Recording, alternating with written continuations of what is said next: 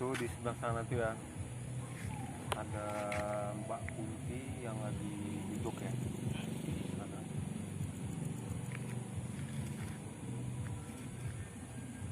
Oke, coba ya saya panggil dengan kemari sedikit ya.